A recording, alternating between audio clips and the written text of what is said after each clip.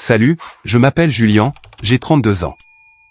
Il y a des mois, alors que j'étais allongé sur une civière à l'arrière d'une ambulance avec un bras fracturé et une hémorragie cérébrale potentielle, mes propres parents ont refusé de venir à l'hôpital parce que mon jeune frère avait reçu une contravention de stationnement de $240.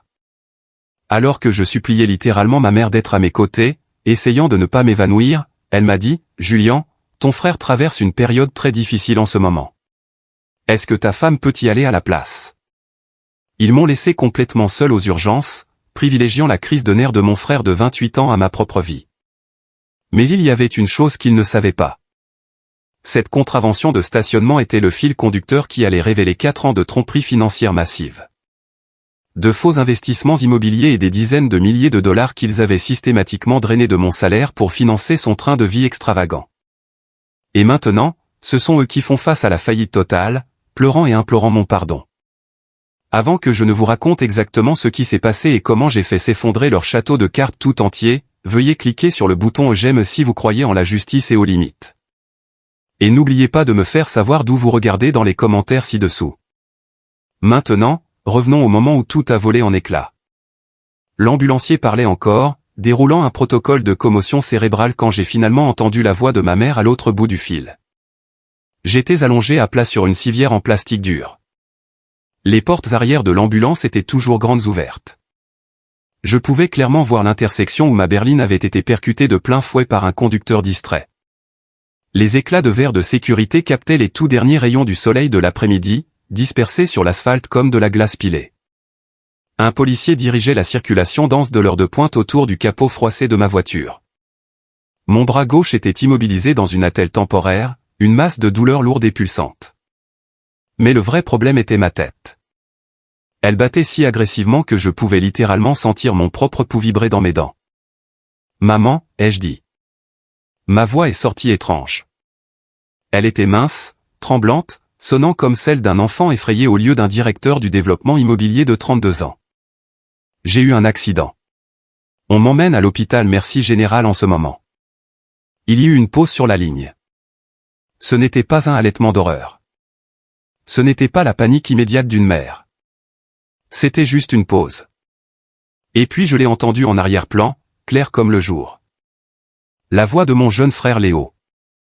Il était bruyant, frustré, faisant une véritable crise de nerfs à propos d'une contravention, criant quelque chose à propos de la ville qui lui en voulait, claquant ce qui ressemblait à une porte d'armoire. Ma mère a finalement parlé. Tiens bon, mon chéri. J'ai cru qu'elle me parlait. J'ai cru qu'elle me disait de tenir bon pour rester éveillé. Elle ne parlait pas de moi. Léo. D'accord. D'accord. On va trouver une solution. Calme-toi. Sa voix était apaisante. Doucereuse. Le ton exact que l'on utilise pour un tout petit qui a fait tomber sa glace. Puis elle est revenue à moi. Sa voix a baissé, complètement distraite. Julien, ça va? Jean, es-tu vraiment blessé? J'ai fixé le plafond blanc de l'ambulance. J'ai peut-être un bras cassé. Ils sont très préoccupés par une blessure à la tête. J'ai frappé fort la fenêtre. Une autre pause. La voix de Léo est devenue encore plus forte en arrière-plan.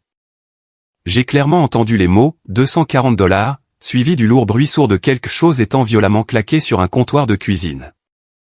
Julien, ton frère traverse une période très difficile en ce moment. Il est en pleine crise de nerfs. Est-ce que ta femme peut aller à l'hôpital avec toi à la place? J'ai senti l'air quitter mes poumons. J'ai senti un œuf froid et dur se former parfaitement au centre de ma poitrine. Sarah est en voyage, ai-je dit. Elle est à un séminaire d'entreprise jusqu'à demain matin. Maman, j'ai besoin de quelqu'un ici. Je ne sais pas encore ce qui ne va pas avec ma tête. Tu retombes toujours sur tes pattes, Julien. Elle a même ri. Un petit rire léger et désinvolte, comme si mon traumatisme était un inconvénient qui interrompait son feuilleton de l'après-midi. Tiens-nous au courant de ce que disent les médecins. D'accord. Léo vient de recevoir cette contravention de stationnement ridicule et l'amende est de $240 et il est complètement hors de lui. Nous devons nous en occuper.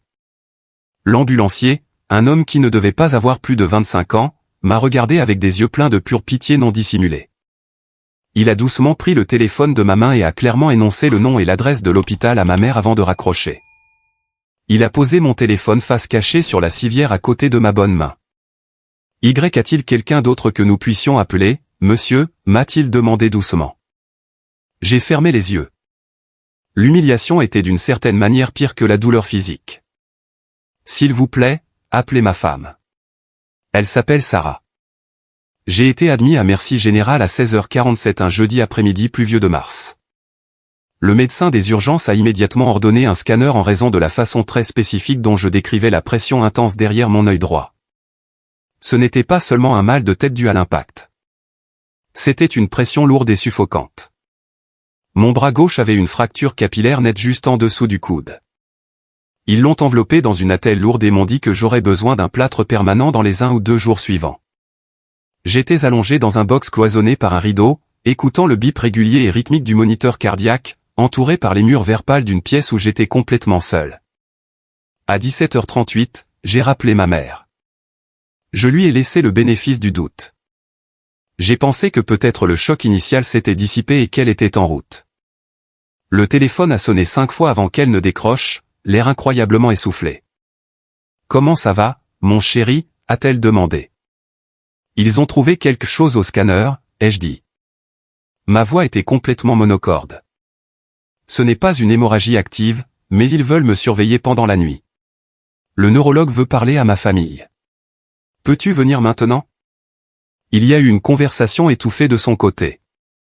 J'ai entendu la voix de mon père cette fois, basse et agacée. Puis ma mère est revenue au combiné. Ton père et moi sommes toujours en train de gérer la situation de Léo. La contravention doit être contestée avant vendredi matin, sinon l'amende double automatiquement. Nous sommes en attente avec le service de la circulation de la ville depuis près d'1 heure. Maman, je suis dans un lit d'hôpital avec une anomalie cérébrale. Je sais, mon chéri. Et nous allons venir. Nous devons juste régler ça d'abord. Ça ne prendra pas beaucoup plus de temps. J'ai raccroché. Je n'ai pas dit au revoir.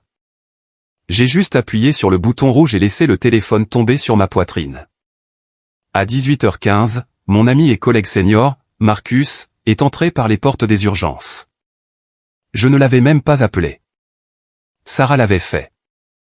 Elle ne pouvait pas prendre de vol avant 23h, alors elle a appelé le seul homme qu'elle connaissait qui travaillait près de l'hôpital. Marcus est entré, vêtu de son cher costume sur mesure, portant 2 bouteilles d'eau et un sac de bretzel. Il s'est assis sur la chaise en plastique inconfortable à côté de mon lit et m'a simplement parlé de la politique de bureau quotidienne, me distrayant, sans jamais me faire sentir comme un fardeau. Mes parents sont finalement arrivés à 20h23. 3h36 après mon admission. Mon père est entré le premier par le rideau. La toute première chose qu'il a faite quand il a vu mon bras à télé, la perfusion dans ma main, et le gros moniteur traquant mes signes vitaux a été de regarder complètement au-delà de moi. Il a regardé directement Marcus. « Qui êtes-vous » a exigé mon père. « C'est mon collègue et mon ami » ai-je dit. Il est assis ici depuis 18h. Ma mère s'est précipitée au chevet du lit. Puis elle a immédiatement lancé la grande performance de la parente profondément concernée. Elle a touché mon épaule indemne, a demandé si je voulais de la glace. A regardé la telle avec une expression d'horreur feinte. Mais j'avais appris il y a très longtemps que je ne pouvais jamais faire confiance à ce visage. Mon père a reporté son attention sur Marcus.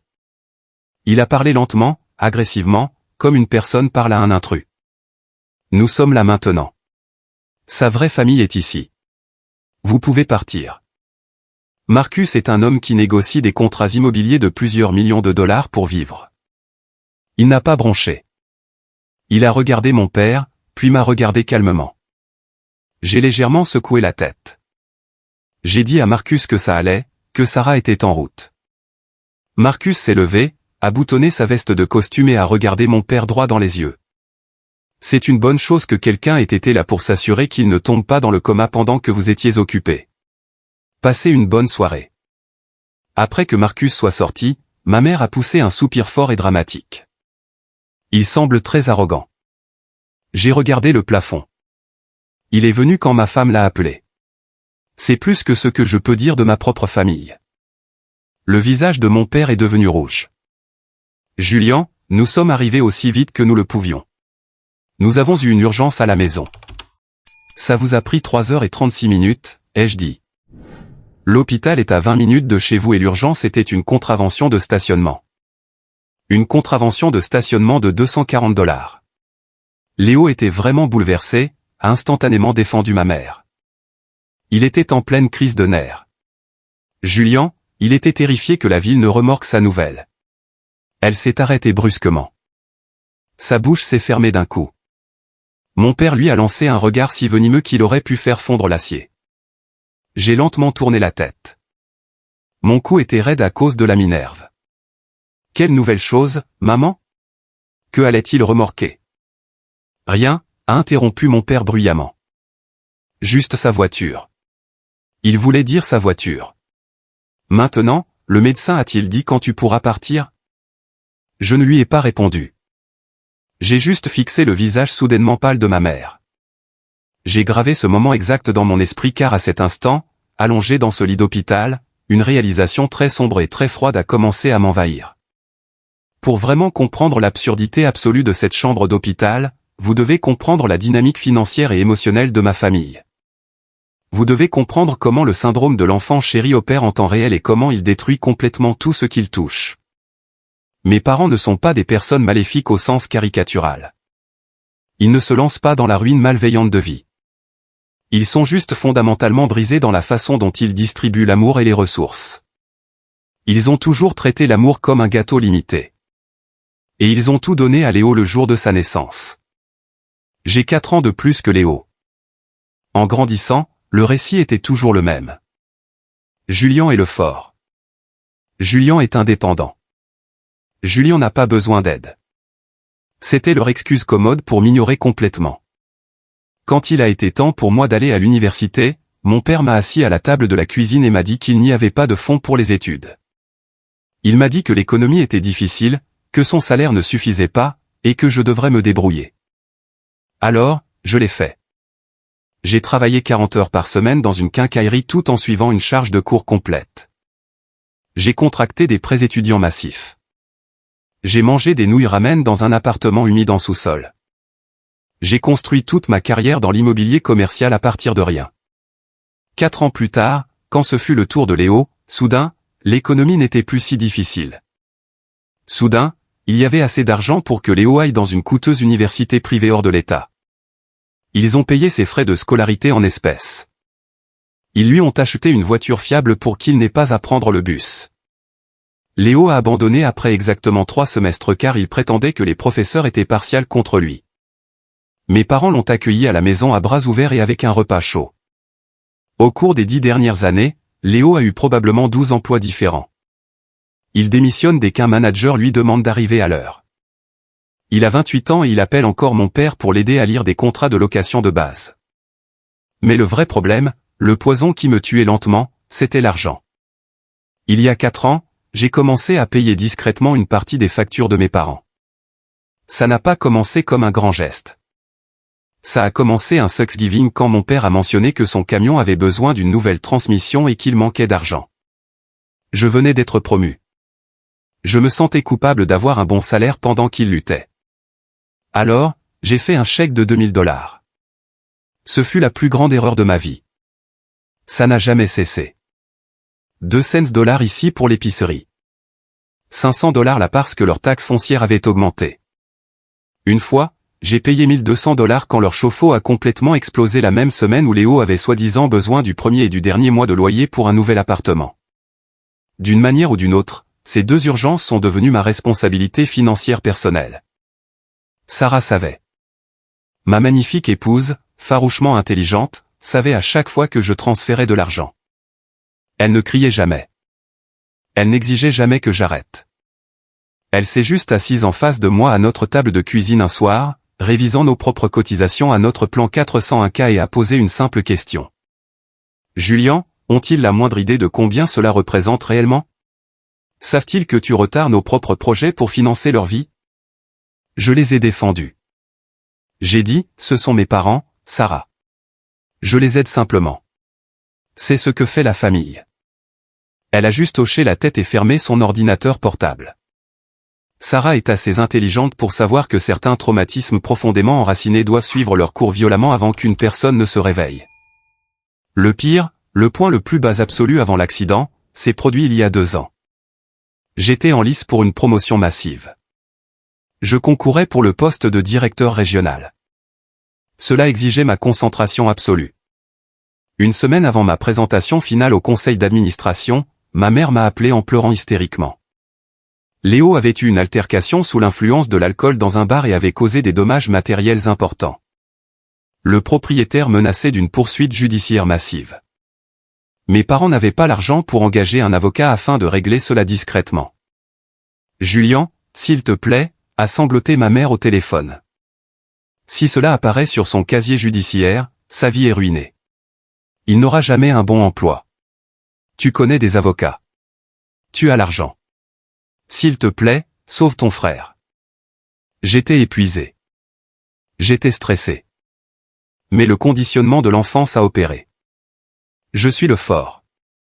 Je répare les choses. Je leur ai viré $8000 pour retenir un avocat de la défense de haut niveau et régler les dommages à l'amiable. J'ai passé 3 nuits blanches à examiner les documents de règlement pour m'assurer que Léo ne ferait pas face à des accusations criminelles. Je suis entré dans ma présentation finale complètement épuisé, distrait et fonctionnant avec 2 heures de sommeil. Je l'ai complètement raté. J'ai perdu la promotion au profit d'un homme qui était dans l'entreprise depuis la moitié de mon temps. Quand j'ai appelé ma mère pour lui dire que je n'avais pas eu le poste, elle a simplement dit « C'est dommage, mon chéri. » Mais bon, l'avocat de Léo a fait abandonner les charges. Nous allons dîner en ville pour fêter ça ce soir. Ce souvenir tournait en boucle incessante dans mon esprit alors que j'étais allongé dans le lit d'hôpital, écoutant le moniteur biper, regardant mon père vérifier agressivement sa montre toutes les 3 minutes parce qu'il manquait les résumés sportifs de fin de soirée. Julien a finalement rompu le silence dans la chambre d'hôpital mon père. Écoute, je sais que tu es contrarié par le timing aujourd'hui, mais tu dois comprendre que cette contravention de stationnement a été émise dans une zone très réglementée. La ville est impitoyable. Léo était paniqué. Tu sais comment son anxiété le prend. J'ai fixé le plafond. Je ne l'ai pas regardé. Papa, sais-tu combien d'argent je vous ai envoyé au cours des 12 derniers mois? Mon père s'est agité inconfortablement sur sa chaise en plastique. Qu'est-ce que cela a à voir avec ce dont nous parlons aujourd'hui? Je vous ai envoyé plus de $16 000 cette année, ai-je déclaré. Ma voix était étrangement calme. 15 000 de cela, c'était le mois dernier, parce que maman m'a appelé en pleurant en disant que tu avais besoin d'une opération d'urgence du genou et que ton assurance ne couvrirait pas la franchise et les honoraires des spécialistes. Le visage de mon père est devenu complètement vide. Il a regardé ma mère. Ma mère a soudainement trouvé une tache de poussière microscopique sur son sac à main. Absolument fascinant. Comment va le genou, au fait, ai-je demandé. Parce que tu es entré dans cette chambre d'hôpital assez vite pour crier sur mon ami. Tu n'avais même pas une légère boiterie. Nous faisons de la physiothérapie, a rapidement interrompu ma mère. Sa voix était une octave trop haute. C'est un processus lent, Julien. D'accord. J'ai fermé les yeux. La pression derrière mon œil droit devenait insupportable. Pas à cause de l'accident, mais à cause du poids pur des mensonges dans la pièce. Rentrez chez vous, tous les deux. Sarah sera bientôt là. Nous ne te laissons pas, a insisté ma mère, tendant la main vers la mienne. J'ai retiré ma main si vite que j'ai envoyé une décharge de douleur dans mon bras fracturé. J'ai dit, rentrez chez vous. Ils sont partis 10 minutes plus tard. Ils ne m'ont pas beaucoup combattu là-dessus. Je pense qu'ils étaient soulagés d'échapper à la tension étouffante. Je suis resté allongé seul dans l'obscurité jusqu'à 23h30. C'est à ce moment-là que Sarah a pratiquement sprinté à travers l'ouverture du rideau. Elle portait toujours son blazer d'entreprise, ses cheveux ébouriffés d'avoir couru dans le terminal de l'aéroport. Quand elle a vu l'attelle sur mon bras, son visage s'est complètement défait. Elle n'a pas posé de questions sur les contraventions de stationnement. Elle n'a pas demandé si je dérangeais quelqu'un. Elle a juste enfoui son visage dans mon cou et a pleuré doucement, tenant ma main indemne comme si c'était la seule chose qui l'ancrait à la terre. Où sont-ils, a-t-elle murmuré, essuyant ses yeux. Je les ai renvoyés, ai-je dit. Bien. Elle a tiré une chaise et s'est assise si près que ses genoux touchaient le cadre du lit. J'ai parlé au médecin dehors. Il a dit que le scanner montrait un petit kyste, mais qu'il est bénin. Il est probablement là depuis toujours. Les maux de tête sont dus au stress. J'ai laissé échapper un souffle que j'avais l'impression de retenir depuis 32 ans. Sarah a embrassé mes phalanges. Je vais te sortir d'ici demain et ensuite nous allons couper les vivres. Julian, j'en ai marre de les regarder te saigner à blanc. J'ai regardé ma femme brillante et solidaire. J'en ai marre aussi, lui ai-je promis. Mais aucun de nous n'avait la moindre idée de la profondeur de la trahison. Nous ne savions pas la véritable bombe que nous étions sur le point de découvrir le lendemain. Le catalyseur qui allait transformer mon ressentiment silencieux en une guerre absolue. Ils m'ont libéré le lendemain matin. Mon bras était immobilisé dans un lourd plâtre en fibre de verre jusqu'au milieu de mon biceps. Le neurologue m'a donné des instructions strictes de me reposer, d'éviter les écrans et de faire un suivi dans 6 semaines. Sarah nous a ramenés à notre maison en banlieue. Le silence dans la voiture n'était pas tendu. Il était protecteur. Quand nous sommes entrés, elle m'a installé sur le canapé du salon, a posé mon bras sur 3 oreillers et est allée à la cuisine pour préparer le déjeuner. C'est là qu'elle l'a trouvé. Quand mes parents avaient quitté l'hôpital la nuit précédente, ma mère, dans sa hâte anxieuse d'échapper à mes questions sur l'opération du genou, avait laissé tomber son téléphone portable. Il avait glissé entre le coussin de la chaise d'invité et le mur. Le personnel infirmier l'a trouvé lors du nettoyage du matin et l'a remis à Sarah lorsqu'elle signait mes papiers de sortie. Sarah est entrée dans le salon, tenant le téléphone. C'était un modèle plus ancien, l'écran s'illuminant constamment de notifications. « Ta mère a oublié ça à l'hôpital », a dit Sarah, le posant sur la table basse. Il n'a pas arrêté de vibrer pendant 1 heure. C'est Léo. J'ai regardé le téléphone. Une partie sombre et cynique de mon cerveau m'a murmuré, « Regarde. Ouvre-le. Tu sais déjà qu'il mente. Découvre combien. » Je ne connais pas son code, ai-je dit. Sarah a pris le téléphone. C'est l'année de naissance de ton père. Ça l'a toujours été. Elle a tapé les 4 chiffres. Le téléphone s'est déverrouillé instantanément. Nous ne sommes pas des personnes qui fouinent. En 7 ans de mariage, Sarah et moi n'avons jamais vérifié les téléphones l'un de l'autre. Mais c'était différent. C'était une question de survie. C'était une enquête médico-légale sur une scène de crime. Sarah a ouvert le fil de discussion avec Léo. Elle a fait défiler légèrement, lisant en silence. J'ai observé son visage. J'ai vu la couleur disparaître complètement de ses joues. J'ai vu sa mâchoire se serrer si fort que j'ai cru que ses dents allaient se fissurer. Sarah, ai-je demandé, mon rythme cardiaque s'accélérant. Qu'est-ce que c'est? Elle n'a pas dit un mot. Elle a juste tourné le téléphone et me l'a tendu. Je l'ai pris de ma bonne main. Les messages textes datés d'hier après-midi, l'heure exacte où j'étais allongé à l'arrière de l'ambulance. Léo, maman. Les flics me bousillent complètement. Ils ne vont pas annuler la contravention. Maman, respire, mon chéri. Tu leur as dit que tu n'avais pas vu le panneau? Léo, oui. Ils s'en fichent. Ils ont dit que les voitures de sport ne sont pas exemptées des lois de zonage urbain. Maman, si le remorque la Porsche, le dessous de caisse sera endommagé. Derek a dit que ces voitures sont super fragiles en dessous. Maman, on ne les laissera pas la remorquer. Papa va chercher son portefeuille maintenant. On va payer les 2 cents 40 $ tout de suite en ligne. Reste juste près de la voiture. Léo, vous êtes des sauveurs. Je ne peux pas me permettre une égratignure sur ce truc. Les paiements mensuels me tuent déjà. Maman, ne t'inquiète pas pour les paiements. L'argent de Julian a été versé hier. Nous avons les 6 prochains mois couverts. J'ai arrêté de lire. Le téléphone a soudainement semblé un bloc de plomb brûlant dans ma main. J'ai relu le dernier message. L'argent de Julian a été versé hier. Les 15 000 $. L'argent que j'avais transféré de mon compte d'épargne. L'argent que Sarah et moi économisions pour un acompte sur une maison plus grande pour l'opération d'urgence non assurée du genou de mon père. Il n'y a pas eu d'opération du genou. Il n'y a pas eu d'urgence médicale. Ils ont pris mon argent.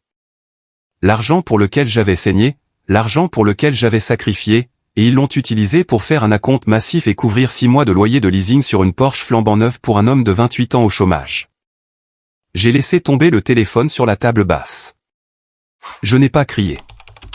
Je n'ai rien jeté. Je suis juste resté assis dans un silence absolu et glacial.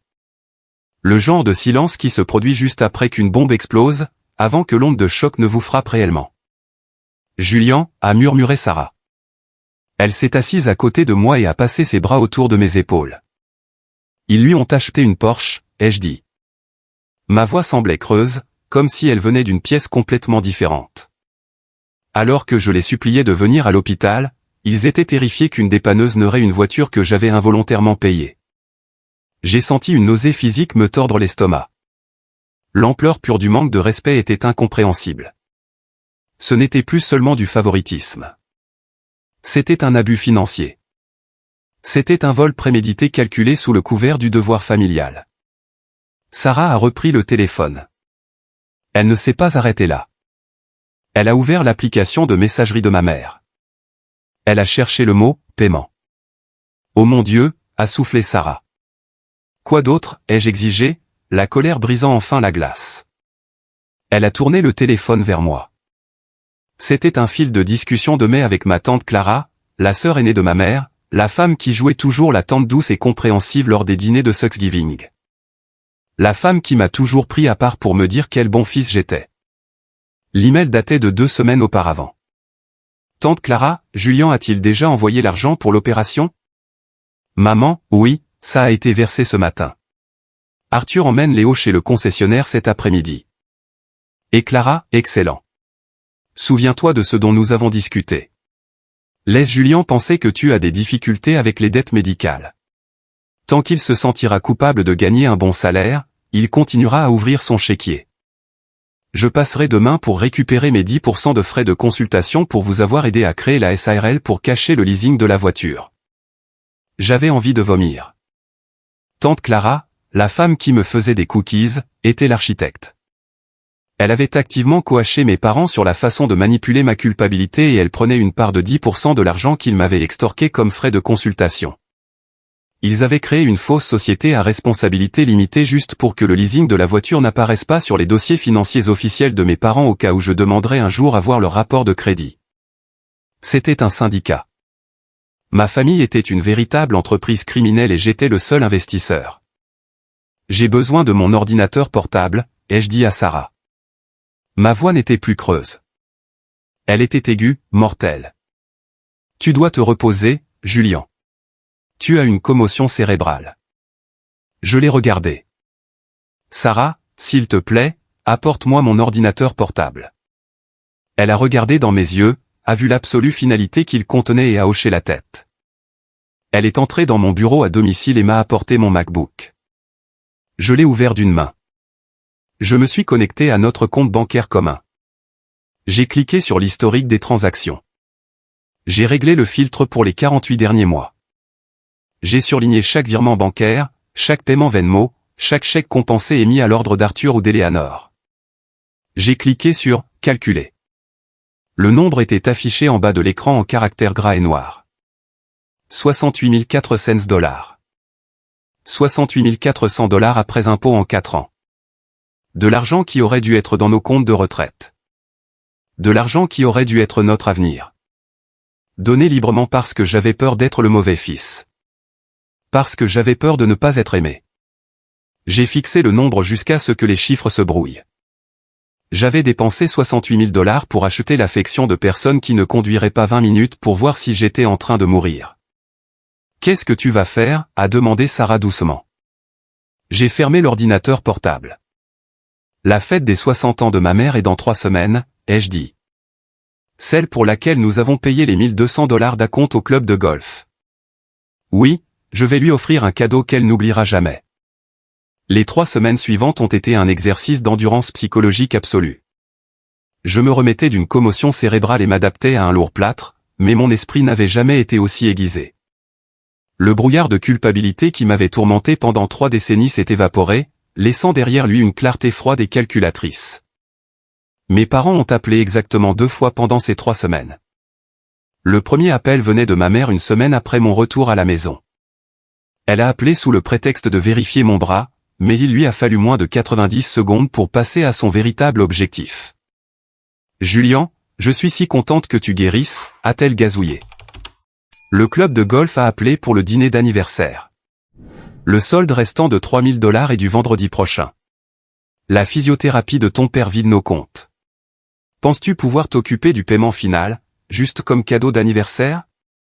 J'étais assis à l'îlot de ma cuisine, regardant une pile d'extraits bancaires imprimés. J'ai souri. C'était un sourire terrifiant. Bien sûr, maman. Je m'occuperai du paiement final. Je veux que cette soirée soit parfaite pour toi. Oh, tu es le meilleur fils qu'une mère puisse demander. Elle a roucoulé. L'ironie m'a presque fait éclater de rire. J'ai raccroché le téléphone et immédiatement transféré $3000 au club de golf. Je ne payais pas pour sa fête. Je payais pour une scène. Je louais un auditorium pour la première de mon acte final. Le deuxième appel venait de tante Clara. Elle a appelé la semaine précédant la fête. Julien, mon doux garçon, comment va ta tête, a-t-elle demandé, sa voix suintant de fausses sollicitudes mielleuses. Beaucoup mieux, tante Clara. Merci de demander. Je parlais justement à ta mère. Elle est tellement stressée à cause du genou d'Arthur. Tu sais, la dette médicale détruit les familles. C'est si noble de ta part de porter ce fardeau pour eux. Tu es une vraie bénédiction. J'ai fixé le mur. Mes phalanges sont devenues blanches en serrant le téléphone. Tante Clara, ai-je dit doucement. Tu n'as aucune idée à quel point je suis sur le point d'être une bénédiction. Je prépare une présentation très spéciale pour la fête. Un diaporama, un hommage à tout ce que cette famille représente. Oh, elle va absolument adorer ça. Assure-toi d'inclure beaucoup de photos de toi et Léo en grandissant. Je ferai en sorte que Léo soit au premier plan, ai-je promis. Sarah et moi avons passé nos soirées à compiler les données. Nous n'avions pas seulement les extraits bancaires. Parce que je travaille dans l'immobilier commercial, j'ai accès aux bases de données publiques d'immatriculation des véhicules et au registre des entreprises SARL. Il m'a fallu exactement 20 minutes pour retirer l'enregistrement de la Porsche 911 Carrera de 2023. Elle était enregistrée sous le nom de Golden Horizon LLC. J'ai retiré le dépôt d'entreprise pour Golden Horizon LLC. Les dirigeants enregistrés étaient Arthur et Eleanor. Le gérant répertorié était Léo. L'adresse enregistrée était la maison de tante Clara. C'était une piste documentaire magnifique et irréfutable. C'était un chef-d'œuvre de preuve. J'ai construit la présentation PowerPoint moi-même. Je n'ai pas utilisé de transition flashy ou de musique émotionnelle. J'ai utilisé des faits concrets et indéniables. La diapositive 1 était une copie numérisée du virement bancaire de $15 000 étiqueté « Opération du genou de papa ». La diapositive 2 était le dépôt d'entreprise pour Golden Horizon LLC, mettant en évidence les dates et les noms. La diapositive 3 était l'acte de vente du concessionnaire pour la Porsche montrant les $15 000 exacts appliqués comme à compte. Mais la diapositive finale était la pièce de résistance. J'avais demandé à Sarah de contacter le service de facturation de l'hôpital pour obtenir un horodatage détaillé de mon admission. J'ai placé cet horodatage juste à côté d'une capture d'écran du message texte de ma mère à Léo concernant le paiement de la contravention de stationnement. 16h47, Julien admis aux urgences. Hémorragie cérébrale potentielle. 17h02, mère autorise le paiement de $240 pour la contravention de stationnement de la Porsche afin d'éviter le remorquage. C'était à toute épreuve. À l'approche du jour de la fête, un étrange sentiment de calme m'a envahi. Je n'étais pas anxieux. Je n'avais pas peur des retombées. J'étais un homme marchant vers une exécution. Mais je n'étais pas celui qui était assis sur la chaise. C'est moi qui tirais le levier. La veille de la fête, Sarah m'a aidé à enfiler ma veste de costume par-dessus mon plâtre. Elle a ajusté ma cravate et lissé les revers. « Es-tu prêt pour ça ?» a-t-elle demandé doucement. « Une fois que tu auras fait ça, Julien, il n'y aura plus de retour en arrière. Cela brûlera complètement les ponts. » J'ai regardé mon reflet dans le miroir. L'homme qui me regardait n'était pas l'enfant effrayé qui avait contracté des prêts pour payer l'université d'État.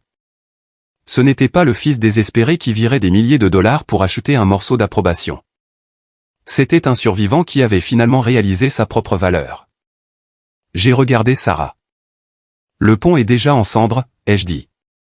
Je ne fais que dissiper la fumée pour que tout le monde puisse le voir. Nous nous sommes rendus au club de golf en silence. Le ciel était clair, l'air était vif, et j'étais sur le point d'entrer dans une pièce de 40 personnes qui pensaient savoir exactement qui j'étais. Ils étaient sur le point de rencontrer quelqu'un d'entièrement différent. L'Oak Ridge Country Club est exactement le genre d'endroit que mes parents n'auraient jamais pu se permettre seuls, et c'est précisément pourquoi ma mère a insisté pour y organiser son dîner d'anniversaire de ses 60 ans. C'est tout en lourde porte en acajou, en lustre en cristal qui ressemble à des gâteaux de mariage renversés et en serveurs circulant avec des plateaux d'argent d'hors d'œuvre trop chers. Entrer dans cette salle à manger privée, c'était comme entrer sur un plateau de cinéma où tout le monde jouait un personnage et où le scénario était entièrement financé par mon salaire. Sarah et moi sommes arrivés 15 minutes en avance. Nous avions payé le solde final de $3000, donc techniquement, nous étions les hôtes. Je portais un costume anthracite sur mesure, mon bras gauche toujours enveloppé dans un plâtre en fibre de verre sombre, reposant dans une écharpe noire. Sarah portait une magnifique robe vert émeraude qui la faisait ressembler à une reine absolue. Elle m'a tenu fermement la main droite alors que nous franchissions les doubles portes. La pièce était déjà animée. Ma mère avait invité 45 personnes, la famille élargie, des voisins de son association de propriétaires, des dames de son club de lecture et quelques anciens amis de golf de mon père. À l'avant de la pièce, un énorme écran de projection était baissé, affichant actuellement une carte de titre en boucle qui lisait « Les fabuleux 60 ans d'Eleanor » dans une police cursive dorée tourbillonnante. Tante Clara a été la première à nous repérer. Elle a pratiquement glissé sur le tapis, tenant un verre de champagne, vêtue d'une robe qui semblait étrangement neuve et chère, probablement achetée avec ses 10% de frais de consultation. « Julian, Sarah, vous êtes là. » Tante Clara a rayonné, passant ses bras autour de mon cou, faisant attention d'éviter le plâtre. Elle sentait le parfum capiteux et la tromperie. « Regarde-toi, Julian. Toujours le beau-fils. Ta mère rayonne ce soir, et c'est grâce à toi. Nous savons tous à quel point tu travailles dur dans l'immobilier commercial pour prendre soin de ta famille. » J'ai regardé tante Clara droit dans les yeux. Je n'ai pas cligné des yeux. Je n'ai pas forcé un sourire. C'est entièrement mon plaisir, tante Clara. Je crois fermement que chaque personne présente dans cette pièce va recevoir exactement ce qu'elle mérite ce soir. La vérité est un cadeau très puissant. Elle a ricané, manquant complètement l'ironie dans mon ton. Oh, tu as toujours été le sérieux. Va trouver ta mère. Elle est près de la sculpture de glace. Nous avons navigué à travers la foule. Ma mère était au centre de l'attention. Elle portait une robe de soirée argentée scintillante, riant bruyamment à une blague que l'un des voisins avait faite. Quand elle m'a vu, ses yeux se sont portés sur mon plâtre pendant une fraction de seconde avant de revenir à mon visage. Elle m'a donné un rapide câlin d'un seul bras qui a duré exactement 2 secondes. « Julian, mon chéri, tu es si beau. Et Sarah, cette robe est charmante. As-tu préparé le projecteur pour le diaporama? J'ai hâte de voir toutes les vieilles photos de famille. Tout est chargé sur la clé USB et branché à l'ordinateur portable, maman. C'est prêt à être lancé dès que tu es prête pour les discours. » Elle m'a tapoté la joue. « Tu es un ange. Maintenant, va prendre un verre. Je dois m'assurer que le personnel de la restauration apporte la côte de bœuf à l'heure. » Elle s'est détournée de moi instantanément. Pas une seule question sur mon bras. Pas une seule question sur la commotion cérébrale ou les maux de tête atroces que je gérais depuis 3 semaines. J'étais le fournisseur qui avait payé la facture. Et maintenant que les services étaient rendus, j'étais renvoyé. 20 minutes plus tard, Léo a enfin fait sa grande entrée. Il n'est pas seulement entré dans la pièce. Il a annoncé son arrivée par un rire fort et retentissant. Il portait un blazer en velours de designer, une chemise en soie déboutonnée parfaitement au col, et une paire de lunettes de soleil accrochées à sa poche. Il ressemblait moins à un homme au chômage depuis 6 mois et plus à un milliardaire de la technologie entrant dans une assemblée d'actionnaires. Ma mère a pratiquement abandonné le groupe avec lequel elle parlait et s'est précipitée à travers la pièce pour l'embrasser. Elle l'a tenu pendant 1 minute entière. Elle a lissé ses revers. Elle le regardait comme s'il revenait d'une guerre, au lieu d'arriver en retard à un dîner payé par son frère. Léo s'est dirigé nonchalamment vers le bar et immédiatement une foule de parents s'est formée autour de lui. Oncle Robert, le jeune frère de mon père, a tapé Léo sur l'épaule. « Léo, mon garçon », a tonné oncle Robert. « Ton père me parlait de tes nouvelles entreprises, Golden Horizon LLC, n'est-ce pas ? Il a dit que tu te lançais à fond dans le marché du luxe. J'étais à 3 mètres, tenant un verre d'eau gazeuse. Sarah s'est penchée contre mon épaule, son corps tendu. J'ai pris une lente gorgée de ma boisson et j'ai écouté. Oui, oncle Robert, a dit Léo bruyamment, s'assurant que tout le coin de la pièce pouvait l'entendre. Tu sais comment ça se passe. Il faut dépenser de l'argent pour en gagner. Je suis en train de construire un portefeuille. Il faut de la vision. Beaucoup de gars de mon âge sont juste contents de percevoir un salaire, de subir la routine d'entreprise, mais j'ai besoin de créer de la valeur. J'ai besoin de construire un empire. Il a jeté un coup d'œil dans ma direction en prononçant le mot « salaire ». C'était une pique délibérée et calculée. Il était là, portant des vêtements que j'avais payés par inadvertance, se vantant d'une fausse entreprise créée pour cacher une voiture de luxe que je lui avais achetée, et il insultait au passage mon éthique de travail. C'est ça l'esprit, a applaudi oncle Robert. Peut-être pourras-tu donner quelques conseils à Julien. Le développement immobilier, c'est bien, Julien, mais tu n'es toujours qu'un employé à la fin de la journée. Tu devrais écouter ton frère. C'est un entrepreneur. J'ai senti les ongles de Sarah s'enfoncer dans mon avant-bras. J'ai tendu la main et lui ai doucement frotté la main. J'ai souri à oncle Robert, un sourire large et sincère. Vous savez, oncle Robert, je pense que vous avez absolument raison, ai-je dit clairement, ma voix portant par-dessus le faible bourdonnement de la musique jazz en arrière-plan. Léo opère à un niveau complètement différent du mien. En fait, ses manœuvres financières sont si impressionnantes que j'ai même dédié une partie significative du diaporama de ce soir à mettre en lumière ses récentes acquisitions. Je pense que tout le monde ici mérite de voir exactement comment Golden Horizon LLC opère. Le sourire suffisant de Léo a vacillé une fraction de seconde. Une légère lueur de confusion a traversé ses yeux, mais son ego massif l'a rapidement étouffé. Il a bombé le torse. Eh bien, je ne veux pas me vanter, a dit Léo, prenant une gorgée de sa boisson. Mais oui, les choses avancent vite. Le service du dîner a commencé. Nous nous sommes tous assis à de grandes tables rondes drapées de nappes blanches impeccables. J'étais assis à la table principale de la famille avec mes parents, Léo, tante Clara et oncle Robert. La nourriture était excellente. Le vin coulait à flots. Les gens riaient, trinquaient, partageaient des histoires. Cela ressemblait à une parfaite réunion de famille américaine. Cela ressemblait à une couverture de magazine. Et j'étais assis là, mangeant mon steak, observant l'audace pure et simple de ces gens. Mon père racontait bruyamment une histoire de voyage de golf, nullement dérangé par le fait qu'il avait menti sur la nécessité d'une opération du genou. Ma mère donnait à Léo une bouchée de son dessert, le traitant comme un roi enfant. Ils étaient si à l'aise. Ils étaient si incroyablement complaisants dans leur manipulation. Ils croyaient vraiment que j'étais aveugle, sourd et stupide. Ils croyaient que parce que j'avais toujours cédé à la culpabilité, je céderais toujours à la culpabilité. Ils pensaient avoir réussi à sécuriser leur fonds de retraite et l'héritage de Léo en vidant simplement mes comptes bancaires sous le prétexte du devoir familial. Alors que les assiettes de dessert étaient débarrassées, le personnel de service a baissé les lustres du plafond. La lumière ambiante est passée à une lueur chaude et théâtrale. La musique jazz s'est estompée. Mon père s'est levé et a tapoté son verre à vin en cristal avec une cuillère en argent. Le son de tintement aigu a immédiatement fait taire la pièce de 45 invités. Il a ajusté sa veste de costume et a souri chaleureusement à ma mère. Si je pouvais avoir l'attention de tout, a annoncé mon père. Sa voix était riche et exercée. Ce soir, nous sommes ici pour célébrer le cœur et l'âme de cette famille. Éléanore, ma belle épouse.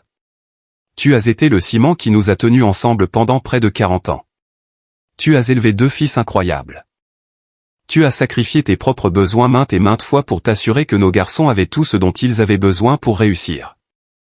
Il a regardé directement Léo quand il a prononcé les mots « réussir ». Et maintenant, alors que nous entrons dans nos années d'or, cela me remplit d'une si grande fierté de voir la famille que nous avons construite, de voir l'amour et le soutien qui coulent inconditionnellement entre nous. Avant de couper le gâteau, je crois que Julien a préparé une petite présentation visuelle pour nous faire revivre des souvenirs. Julien, la parole est à toi. La pièce a éclaté en applaudissements polis. Je me suis levé lentement. J'ai ajusté l'écharpe soutenant mon lourd plâtre. J'ai regardé autour de la pièce, établissant un bref contact visuel avec les voisins, les amis, la famille élargie. Puis j'ai baissé les yeux sur Sarah. Elle m'a fait un seul hochement de tête ferme. Je me suis dirigé vers l'avant de la pièce, me tenant juste à côté de l'énorme écran de projection blanc. J'ai sorti une petite télécommande de ma poche. « Merci, papa », ai-je dit. Ma voix était calme, résonnante et a parfaitement résonné dans la pièce silencieuse. J'aime ma mère. Je veux dire cela en premier parce que tout ce que je suis sur le point de vous montrer est vrai en même temps que cette déclaration. Parfois, les gens oublient que deux vérités contradictoires peuvent exister simultanément. J'ai fait une pause, laissant le silence s'étirer. Maman, tu m'as toujours appris à travailler dur, à être responsable, à être là pour les gens que j'aime. Et j'ai fait toutes ces choses. J'étais là quand j'ai réussi mes examens de licence. J'étais là quand j'ai payé mon propre mariage. J'étais là quand le camion de papa est tombé en panne. J'étais là quand le chauffe-eau a explosé. J'étais là discrètement chaque mois pendant les 4 dernières années, faisant des chèques pour m'assurer que toi et papa étiez à l'aise. J'ai vu le sourire de ma mère se figer, l'expression heureuse et radieuse sur son visage est devenue rigide. Mais il y a quelques semaines, j'ai eu un grave accident de voiture, ai-je poursuivi, ma voix devenant plus froide, plus précise. J'ai été emmené à l'hôpital Merci Général. J'avais un bras fracturé et une hémorragie cérébrale potentielle. J'étais seul. J'étais terrifié. J'ai appelé à la maison, suppliant mes parents de venir aux urgences. Ils sont arrivés 3h36 plus tard. Un faible murmure a parcouru le fond de la pièce. Quelques-uns des voisins ont échangé des regards gênés. Je me suis dit qu'il devait y avoir une urgence massive, ai-je dit. Je me suis dit que mes parents ne m'abandonneraient jamais dans un service des traumatismes à moins que ce ne soit une question de vie ou de mort. Et ce soir, je veux vous montrer à tous exactement quelle était cette urgence. J'ai pointé la télécommande vers l'ordinateur portable. J'ai appuyé sur le bouton. Le projecteur a bourdonné à vie. La première image a éclaté sur l'écran massif, 3 mètres de haut et incroyablement lumineuse. Ce n'était pas une photo de moi et Léo à la plage en 1998. C'était une capture d'écran haute résolution, parfaitement recadrée, du fil de discussion de messages entre ma mère et Léo. Le texte était énorme. Il était impossible à manquer. Léo, maman. Les flics me bousillent complètement. Ils ne vont pas annuler la contravention. Maman, respire, mon chéri, si le remorque la Porsche, le dessous de caisse sera endommagé. On ne les laissera pas la remorquer. Papa va chercher son portefeuille maintenant. On va payer les 2 cents $40 tout de suite en ligne. La pièce entière de 45 personnes a cessé de respirer simultanément. Le silence était absolu, suffocant et lourd comme du béton. 240 $, ai-je dit dans la pièce morte et silencieuse. C'était ça l'urgence. C'était ça le calcul qui a été fait cet après-midi-là, une contravention de stationnement de 240 $ sur une voiture de sport contre leur fils aîné allongé complètement seul dans un service des traumatismes avec une blessure à la tête. Et la contravention de stationnement a gagné. Julian, que diable fais-tu, a sifflé mon père depuis la table principale. Son visage virait rapidement à la couleur d'une prune écrasée. Éteins ça tout de suite. Je l'ai ignoré. J'ai cliqué à nouveau sur la télécommande. L'écran a transité. La diapositive suivante est apparue. C'était une copie numérisée de mon relevé bancaire. J'avais surligné un virement bancaire spécifique en jaune vif et lumineux. 2 semaines avant l'accident, ma mère m'a appelé en pleurant hystériquement, ai-je expliqué à la foule, ma voix coupant la tension comme un scalpel. Elle m'a dit que mon père avait besoin d'une opération d'urgence du genou. Elle m'a dit que son assurance maladie avait refusé la réclamation. Elle m'a dit qu'il souffrait d'une douleur atroce. Étant le beau-fils que j'ai été élevé à être, j'ai immédiatement viré 15 000 $ du compte d'épargne que ma femme et moi utilisions pour acheter une maison. J'ai cliqué sur la télécommande. L'écran s'est divisé en deux. À gauche, le virement bancaire de 15 000 $. À droite, l'acte de vente officiel du concessionnaire pour une Porsche 911 Carrera de 2023.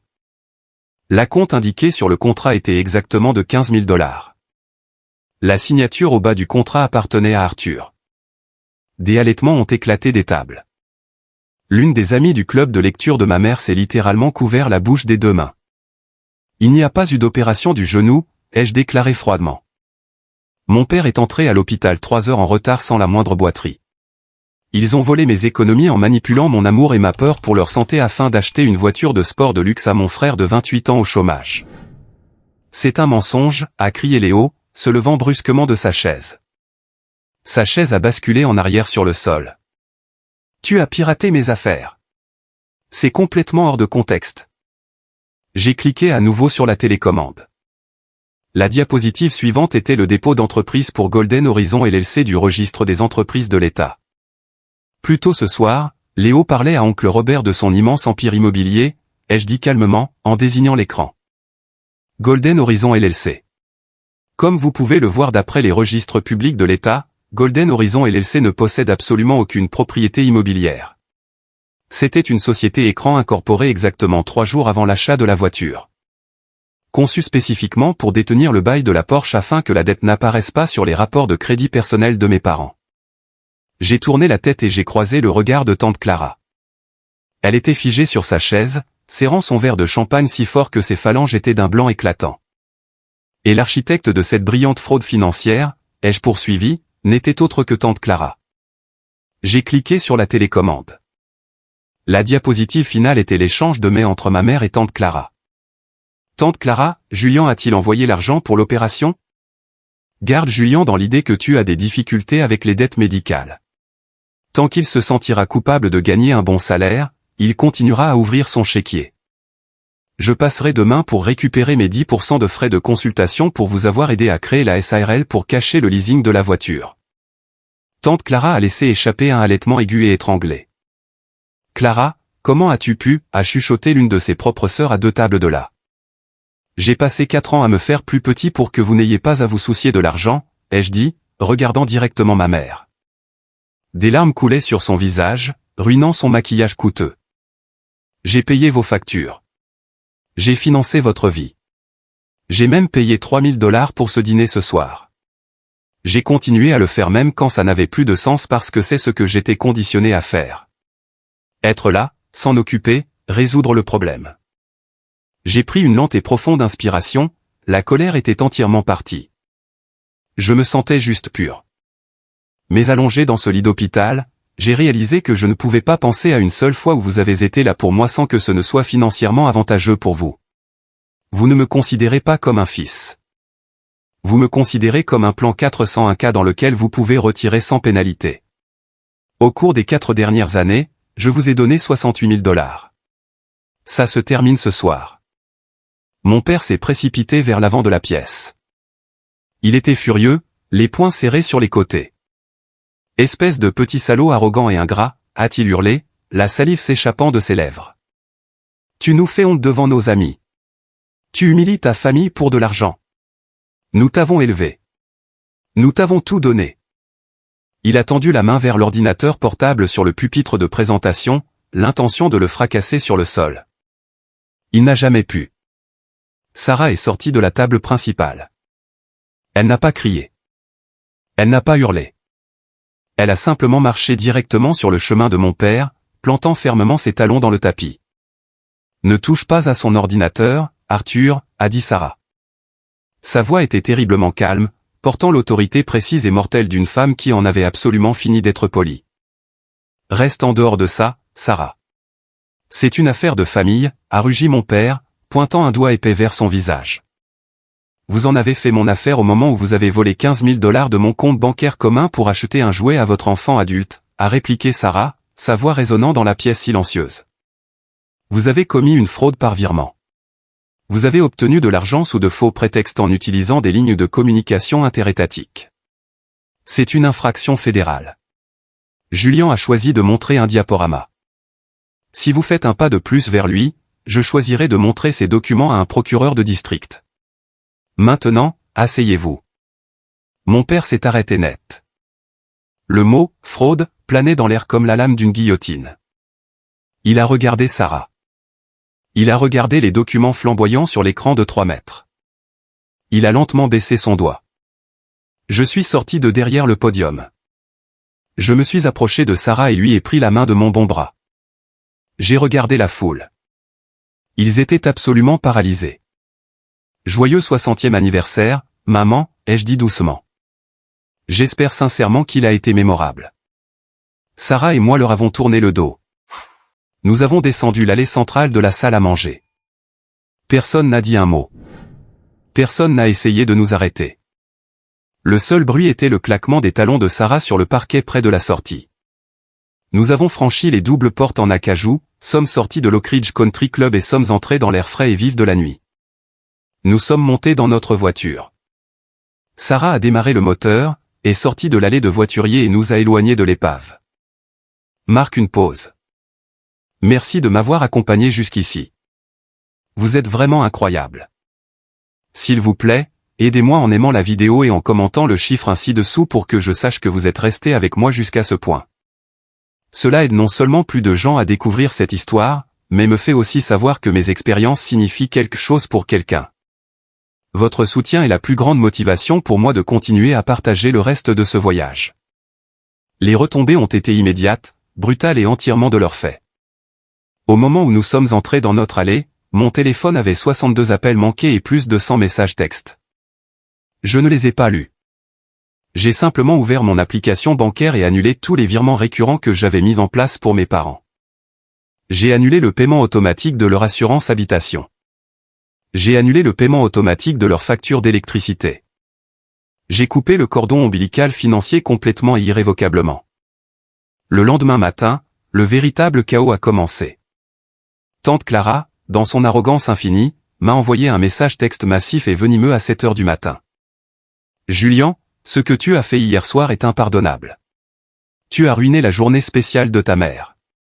La famille gère les choses en privé. Tu es un garçon vindicatif et cruel. Et pour ton information, l'argent que j'ai pris était des honoraires de consultation légitimes pour mon temps. Tu as beaucoup d'argent, espèce de petit sociopathe avide. Elle pensait m'intimider. Elle a oublié que j'avais passé le mois précédent à fonctionner entièrement sur des preuves documentées. J'ai pris une capture d'écran de son texte. J'ai ouvert l'énorme discussion de groupe familial élargi, celle avec plus de 30 tantes, oncles et cousins à travers 3 États différents. J'ai téléchargé la capture d'écran de son message texte. Puis j'ai téléchargé les documents du registre des entreprises de l'État prouvant qu'elle avait aidé à créer la fausse SARL et les emails prouvant qu'elle avait conspiré pour simuler une urgence médicale. J'ai tapé une seule phrase. Tante Clara offre officiellement des services de consultation sur la façon de commettre des abus financiers envers les personnes âgées et la fraude par virement si quelqu'un a besoin de conseils fiscaux. J'ai appuyé sur envoyer. Puis j'ai bloqué son numéro. En 1 heure, mon téléphone explosait avec des cousins et des oncles exigeant des réponses de Clara. J'ai appris plus tard par le bouche à oreille qu'elle avait dû supprimer ses comptes de médias sociaux parce que la famille l'avait complètement ostracisée. Mais le véritable effondrement est survenu 3 mois plus tard. Sans mon afflux mensuel d'argent liquide, la réalité financière de mes parents les a frappés comme un train de marchandises. L'illusion de leur vie confortable de classe moyenne supérieure s'est évaporée. Le chauffe-eau que j'avais payé n'était que la pointe de l'iceberg. Ils avaient maxé leur carte de crédit en essayant de maintenir les apparences. Et puis il y avait Léo. Léo, l'entrepreneur. Léo, le PDG de Golden Horizon LLC. Les paiements de leasing de la Porsche 911 Carrera de 2023 s'élevaient à près de $2000 par mois. L'assurance, parce que Léo avait un historique d'infraction pour excès de vitesse et une conduite en état d'ivresse de ses jours d'université, était d'un astronomique $800 par mois. Pendant les 2 premiers mois après la fête d'anniversaire, mes parents ont vidé le peu d'économies qu'il leur restait pour couvrir les paiements de voiture de Léo. Ils étaient terrifiés que la voiture soit saisie. Ils étaient terrifiés que les voisins voient une dépanneuse devant le complexe d'appartements de luxe de Léo. Au 3e mois, l'argent était entièrement parti. Un mardi après-midi de juillet, alors que j'étais assis dans mon bureau, examinant des plans pour un nouveau centre commercial, mon téléphone de bureau a sonné. C'était la réceptionniste en bas. « Julian, votre mère est dans le hall », a dit la réceptionniste, paraissant incroyablement mal à l'aise. Elle pleure. Elle dit que c'est une urgence absolue. Je me suis appuyé dans ma chaise en cuir. J'ai regardé le plâtre qui avait été retiré 2 semaines auparavant, laissant une bande de peau pâle et sensible sur mon avant-bras. « Envoyez-la », ai-je dit. Ma mère est entrée dans mon bureau, paraissant 10 ans plus âgée qu'elle ne l'était au club de golf. Ses cheveux étaient mal coiffés. Elle portait un survêtement bon marché au lieu de ses chemisiers de créateur habituels. Elle s'est pratiquement effondrée sur la chaise en face de mon bureau. « Julian, s'il te plaît » a-t-elle sangloté, enfouissant son visage dans ses mains. « Tu dois nous aider. » Ils ont pris la voiture. Les agents de saisie sont venus à l'appartement de Léo ce matin. Ils ont accroché la Porsche à une dépanneuse juste devant tout le monde. J'ai gardé mon visage complètement inexpressif. Cela ressemble à une rupture de contrat sur le contrat de location, ai-je déclaré cliniquement. Ça empire, a-t-elle pleuré, levant les yeux vers moi avec des yeux rouges et désespérés. Parce qu'Arthur a signé les documents primaires pour la compte et que la SARL était mal structurée. Le concessionnaire nous poursuit pour la valeur de dépréciation et les frais de rupture de contrat. C'est plus de 30 000 $. Julian, il menace d'une action en justice massive. S'ils nous poursuivent, ils pourraient mettre une hypothèque sur notre maison. Nous pourrions tout perdre. Elle a tendu la main sur le bureau, essayant de saisir la mienne. Julian, tu travailles dans l'immobilier. Tu connais des avocats. Tu as le salaire. S'il te plaît, nous te supplions. Léo est en pleine crise de nerfs. Il menace de faire quelque chose de drastique. Tu dois nous sauver. J'ai regardé sa main planer au-dessus de mon bureau. Je n'ai pas tendu la main. Je ne l'ai pas touchée. Maman, ai-je dit, ma voix stable, dépourvue de la colère qui m'avait consumé pendant des mois. Quand j'étais allongé sur une civière, saignant avec un bras fracturé, terrifié de mourir d'une hémorragie cérébrale. Tu n'as pas pris la peine de conduire 20 minutes jusqu'aux urgences parce que Léo faisait une crise de nerfs à cause d'une contravention de stationnement de 240 $. Elle a tressailli comme si je l'avais frappé au visage. Julian, nous avons fait une terrible erreur. Tu n'as pas fait une erreur, l'ai-je corrigé. Tu as fait un choix. Tu as fait un choix chaque mois pendant 4 ans quand tu encaissais mes chèques. Tu as fait un choix quand tu as menti sur le genou de papa. Maintenant, le concessionnaire fait un choix de faire appliquer son contrat légal. Julian, tu es notre fils, a-t-elle gémi, les larmes coulant. Nous sommes ta famille. Je me suis levé de mon bureau. J'ai boutonné ma veste de costume. Je suis un fils qui a été traité comme un distributeur automatique de billets, ai-je dit doucement. Et le distributeur automatique est définitivement hors service. Je vous suggère fortement, à toi et à papa, d'engager un avocat spécialisé en faillite. Maintenant, si vous voulez bien m'excuser, j'ai une réunion. Je suis passé devant elle, j'ai ouvert la porte de mon bureau et j'ai attendu qu'elle parte. Elle m'a regardé, réalisant pour la toute première fois de mes 32 ans de vie que ses larmes n'avaient plus aucune valeur. Le puits était à sec. Elle s'est levée, les épaules affaissées, et est sortie de mon bureau. Une femme complètement brisée. S'éloigner des gens qui vous ont donné la vie n'est pas un moment victorieux où l'on lève les poings. Ce n'est pas comme la fin d'un film d'action où le héros s'éloigne d'une explosion sans regarder en arrière. C'est un processus lent, silencieux et agonisant de faire le deuil de personnes qui sont toujours en vie. Mais ce qui m'a le plus surpris, ce que je n'avais jamais anticipé, c'est la légèreté écrasante qui a suivi le chagrin. Pendant 4 ans, j'avais porté un rocher sur ma poitrine. J'avais porté le poids de l'irresponsabilité financière de mes parents, les échecs spectaculaires de Léo et la peur constante et suffocante de ne jamais en faire assez. C'est comme la façon dont on finit par ne plus remarquer un bourdonnement aigu dans une pièce jusqu'à ce que quelqu'un débranche enfin la machine. Quand la machine a été débranchée, le silence dans ma vie était magnifique. Sarah a immédiatement remarqué le changement.